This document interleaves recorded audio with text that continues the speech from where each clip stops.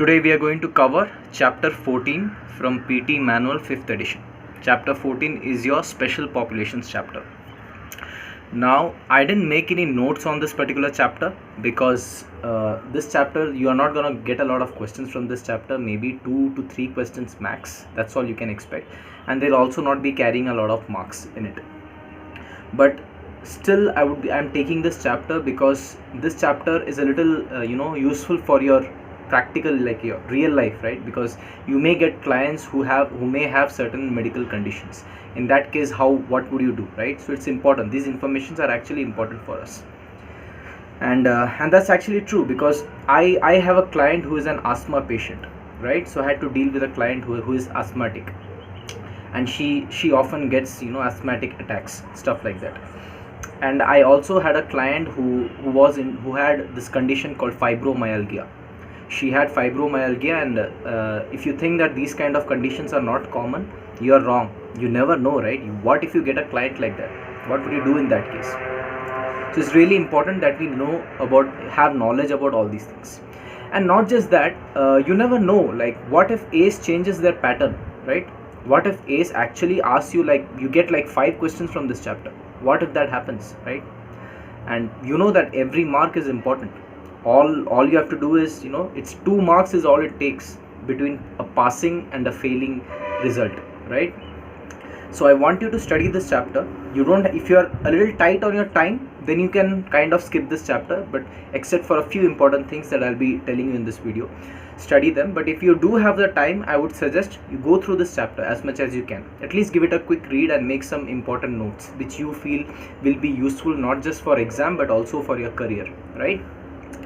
Alright, so since I don't have notes, what I'm gonna do is I'm gonna walk you guys through my textbook, right? My PT Manual 5th edition textbook, the chapter 14 special population. I'm gonna walk you through that chapter. And what I want you to do is, I want you to pause this video if you can and go get a sketch pen or some kind of a marker which is of a different color. Like if you have already made notes and if you have already done some markings on that chapter, mark it with a different colored ink this time. Why am I saying this? Because whatever I marked in the chapter as important, for some reason all my predictions were correct. Whatever I predicted that this might come in the exam, or this particular topic seems a little important, so it might come, all of that became true. Maybe I just got lucky, maybe it's just coincidence, I don't know, but whatever I predicted will be important came in the exam. So what I want you to do is, I will show you exactly those things which I marked, right? In a colored sketch pen I have marked everything in my chapter. So I want you to mark exactly the same things in your book also. Whatever I have marked, you also mark that, because you never know what if you get questions from there, right? And you'll also know that which one to study and which one to focus more on. In case you're giving a quick revision, that will be helpful, right? You don't have to skim through everything, and you can just look at the highlighted things and just read it before the exam, right? So whatever I have marked, you also mark. Having said that, one last point that I'd like to make before walking you through the chapter. One last point is, remember guys, ACE doesn't care whether you have a lot of information about what is cancer, what is fibromyalgia, what is arthritis, and any of these things. Because let's face it, we are not doctors, we are not going to treat any patients, right? So we don't have much role in knowing about these medical conditions much. So but what ACE does care about is, are the clients safe in your hands? Do you know how to handle these kind of situations, these kind of clients? That's what it cares about. Which means that in this chapter, while going through this chapter, I want you to have this at the back of your head at all times.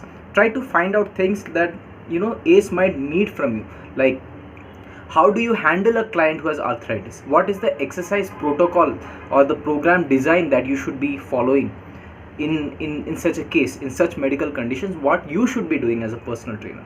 So everywhere, wherever you see things like diabetes and exercise, or cancer and exercise, put more focus on those topics, because you need to know what you should be doing if you are getting a client like that, right? And that's what exam also they'll try to test you, if at all you get questions from this chapter. All right, done. Let's go. All right guys, chapter 14, special populations, exercise and special populations. So in this, It's page number 513. So in page 513, I want you to mark these things. The SOAP note. SOAP stands for subjective, objective, assessment and plan. Subjective is basically what the clients are saying. The client will talk about their problems, right? I think this is my problem. I think this is what I feel. I think this is the challenges that I face. So these are all subjective, what the client feels. What is objective? Objective is the actual proof that you have. Like you have measured their BMI, you have measured their fat percentage. So you have some objective some proof in your hand about what actually the situation is. Assessment is again a brief summary of the client's current status. Means you are making an assessment, you are making a summary based on both subjective and objective, what the client is saying as well as what you have measured. Based on that, you are coming up with a summary that okay, this is probably what the situation is. Plan, of course, as the name implies, you're designing a program which will help resolve certain issues or whatever goals that they're wanting to have. That's a plan.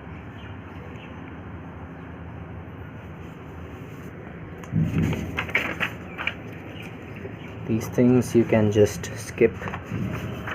Key concepts are always important in every chapter, so you can just have a read in key concepts. Where else did I mark? Yes, apply what you know. So I have marked here isometric exercises should be avoided because they can dramatically raise blood pressure. So you cannot give any kind of isometric exercises like back levers, front levers, all those gymnastic moves, or standing upside down, headstand, or even a plank hold for that matter. These are all isometric exercises that you should avoid with people who have cardiovascular diseases. Hypertension, 140/90 is hypertension, that is high BP. Exercise and hypertension is what you need to focus on as a personal trainer. So yeah, mark whatever I have marked. Aerobic activities such as walking, cycling, etc. should be supplemented with resistance training. Trainers should avoid isometric exercise. Avoid the Valsalva maneuver. Valsalva maneuver is nothing but every time you are trying to hold your breath, right? If you're trying to close your nose and try to expel some air from your mouth while keeping your mouth also closed, if you do that, you'll experience some stress in your ears. So that is basically what a Valsalva maneuver looks like. So what they are trying to say is every time you're trying to hold your breath, performing any kind of difficult exercise, that should be avoided. That is what generally happens in isometric exercises basically. Circuit training is a good strategy that you can use with these kind of clients who have high BP, low to moderate resistance and high repetitions. Always use RPE. RPE means ratings of perceived exertion. Keep asking them how they feel basically about the intensity and stuff like that. Someone who is on diuretic medication should be taught to pay careful attention to hydration, because these people can because of diuretics, lot of blood volume can decrease because they'll be urinating a lot and stuff like that. So they are more vulnerable to dehydration. That's it.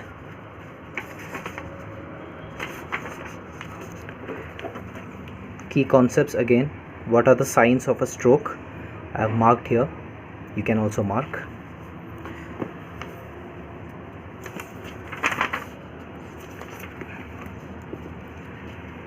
Again, sample exercise recommendation for client with peripheral vascular disease. Peripheral means towards your limbs, your lower part of your body. So swimming and cycling are good options. Low to moderate intensity. Longer and more gradual warm up and cool down is recommended for these kind of clients. You should exercise 4 to 5 days a week.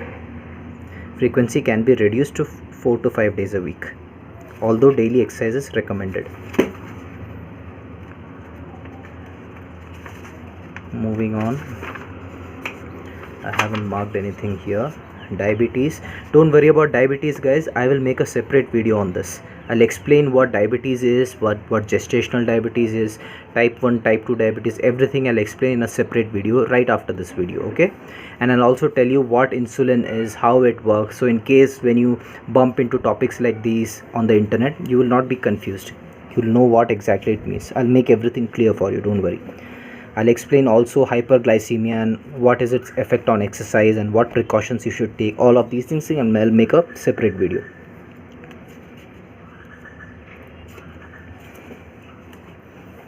So yeah, you can just mark whatever I have marked. That's it.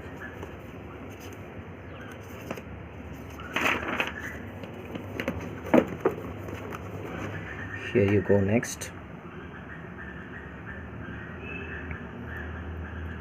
exercise training for type 1 diabetes clients.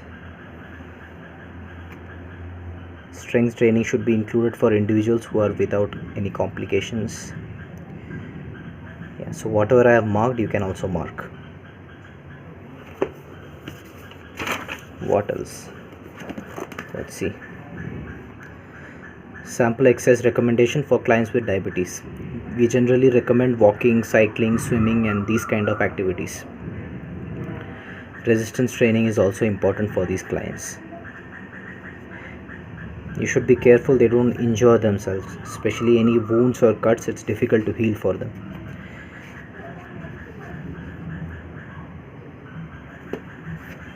Moving on, next page. I haven't marked anything here. Asthma. So I told you, right, I had asthmatic patients and I had to deal with that kind of clients too. So yeah, good that I had marked already while studying. This came handy. Exercise and asthma especially.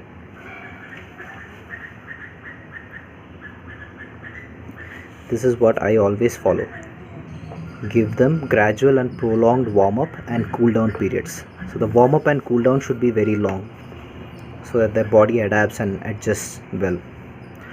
Clients with asthma should always have their rescue medications with them. I always ask her, like, do you have the medication with you before I start the session? People with asthma often respond best to exercise in mid to late morning.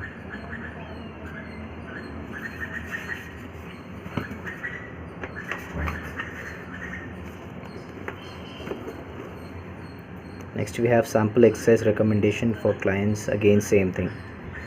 So just make a note of these things that I have marked. Again, cancer, you need not study all of these things, guys. Just give a quick read, that's it. You need not know a lot about cancer. You should just know what you should do in case of exercise. Physical activity improves the immune function. All these are okay.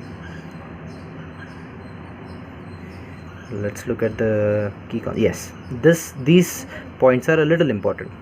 The goal of exercise in treatment of cancer is to maintain and improve cardiovascular conditioning, prevent musculoskeletal deterioration, reduce symptoms such as nausea and fatigue, and improve the client's mental health outlook and overall quality of life. That is the best that we can do in terms of exercise for these kind of clients. People with cancer should obtain physician's clearance. That is a no-brainer.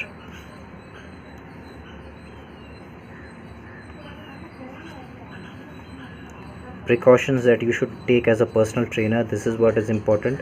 Personal trainer should watch for swollen ankles, unexplained weight gain, and shortness of breath. But I didn't get any questions from these areas, but just give it a read.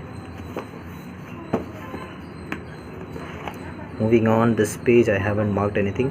Osteoporosis is slightly important. You should know what it is. Bone mineral density, basically the bones are forming pores. It's becoming thin. Girls and women are more vulnerable to this condition. So in this case, what steps you should take as a personal trainer, that is given here, which is important for us. The primary goal of treatment is to prevent or retain bone mineral loss. Mechanical stress applied to bone results in a small deformation.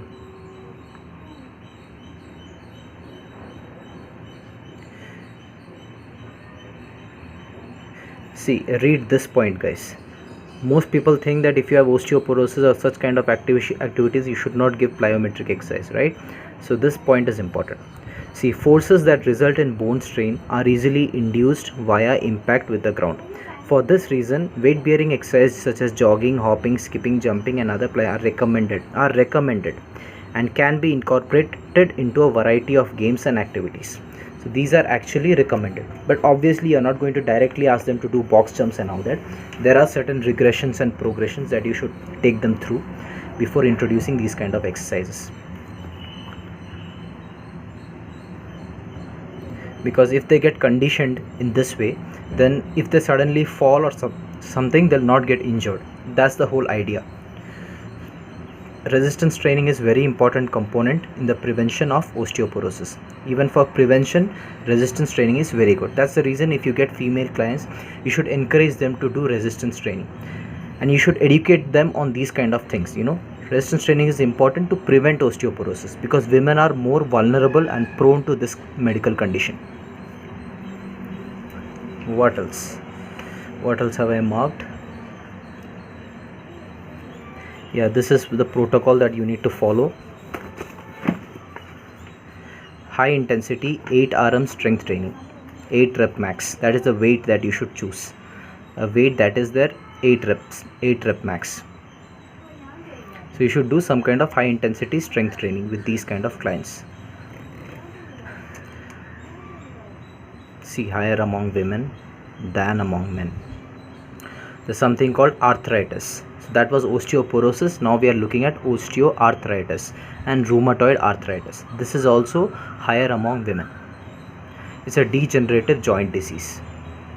So you should know what it is overall, but mainly you should know what is the exercise protocol that you should follow with these kind of clients, which is given here.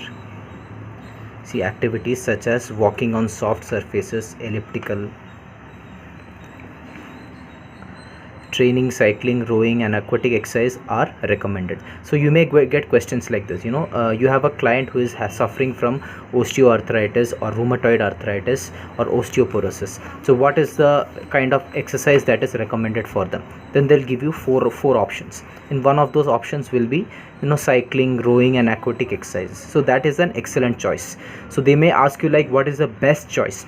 What is the best answer for this? This is how they word the questions, right? So these are the best choice: cycling, rowing and aquatic exercises. And what are the exercises that you should avoid? Avoid jarring exercises such as jogging, running, stair climbing, doing it with high intensity and stuff like that.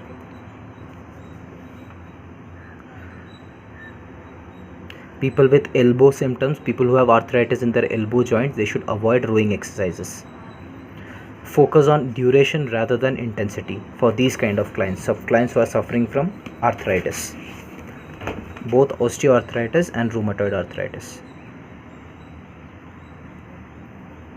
Increase the number of repetitions instead of the weight lifted. Hip replacement. What are the exercise guidelines that you should use for individuals with hip problem, hip injury and hip replacements? Don't lift the knee beyond 90 degree.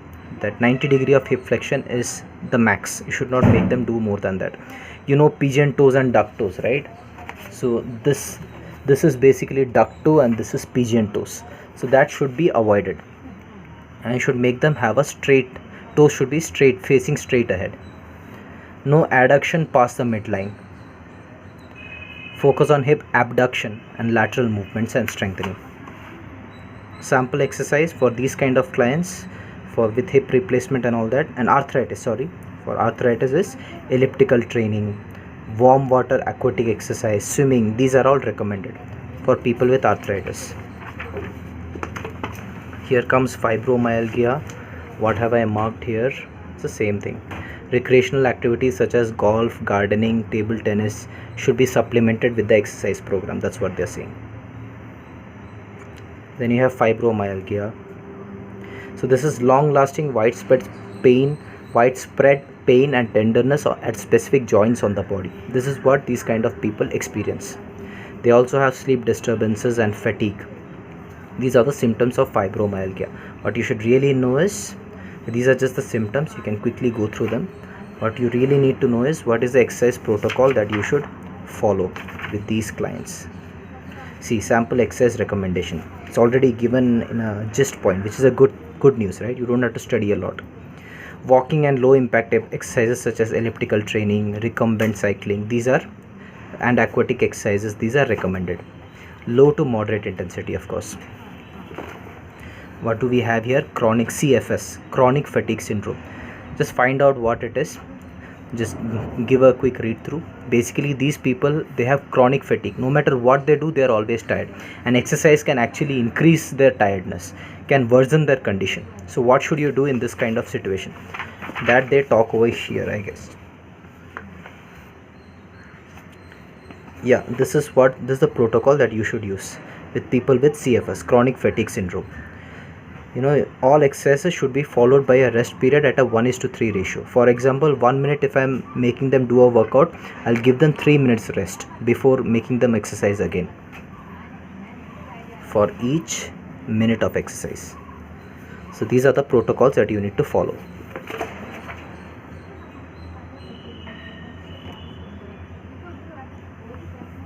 Then you have low back pain. Low back pain is important, guys. So in case of low back pain, what are the exercises that you should avoid that I have given here?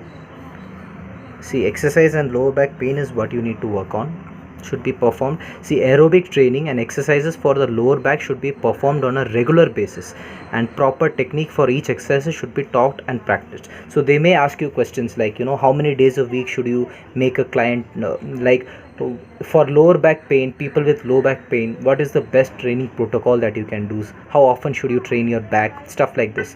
So since they have mentioned that regular exercise is best, so even if they give 7 days a week, you should work on your lower back. That is also good, because back muscles is type 1 muscle fibers, and it's all about improving your endurance. That is what will help strengthen your lower back and prevent you from injuries. So this is an important point here, should be performed on a regular basis. Aerobic training exercises basically. So here is in the key concept, just mark these things. These are things that they might ask in exam. I think I got a question from here. I had marked this important. So unsupported forward flexion you should avoid. Twisting at the waist with turned feet, especially when carrying a load, suddenly changing direction. Lifting both legs simultaneously when in prone or supine position. This is a question I think I got, I don't remember. Lifting both legs simultaneously when in a prone or supine position should be avoided with clients who have lower back injury. So ACE will try to test you. They'll tell you that this is the exercise for a client with lower back pain. This is the best exercise for a client with lower back pain. They'll say something like that. In the options they'll give this, lifting both legs. If you choose this answer, you are wrong. Or they may say that what is the exercise that you should be avoided in case of people with lower back pain, and in the options they might give you this statement, lifting both legs simultaneously when in prone or supine position. So you should be choosing that. So read the question carefully and remember to mark this and study this. Next we have, these are all symptoms that you should be avoiding and stuff like that. So whatever I have marked, you can also mark, guys. So this is one interesting thing that I had learned. This was new information for me while I was studying this chapter. Discs are more hydrated in the morning, and that's the reason any kind of exercise early morning is not good if you have lower back pain. You should wait for it to calm down a little. So this is the exercise that I used on my clients. So this is called as the McGill's Big 3. If you search on YouTube, you'll understand. So cat camel, modified curl up, and bird dog. This is, and of course this big 3 starts from here, 1 2 3. These are called McGill's Big 3. It's not given in ACE, but I learned it separately later. So this is the training that I give my clients who experience lower back pain. I'm still using this, guys. All these 1 2 3 4 I make them do every time. All my clients with back problems, I give them this exercise to begin with.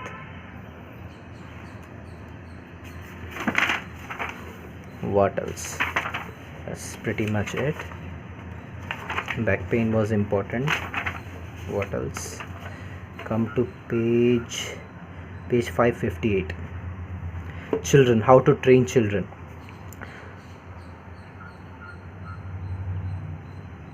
Either moderate or vigorous intensity.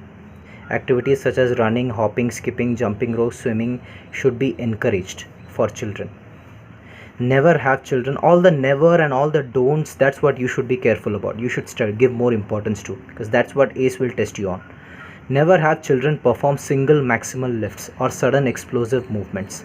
or try to compete with other children. Single maximal lifts are basically your PRs, right? Your PR max, your 1 rep max exercises. These things should be avoided. Maximum weights of bench press and stuff like that.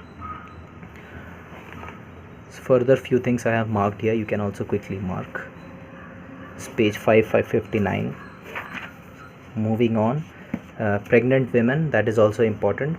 Sample exercise recommended for youth, at least 3 days per week, bone strengthening exercises, 60 minutes of physical activity, moderate and vigorous intensity.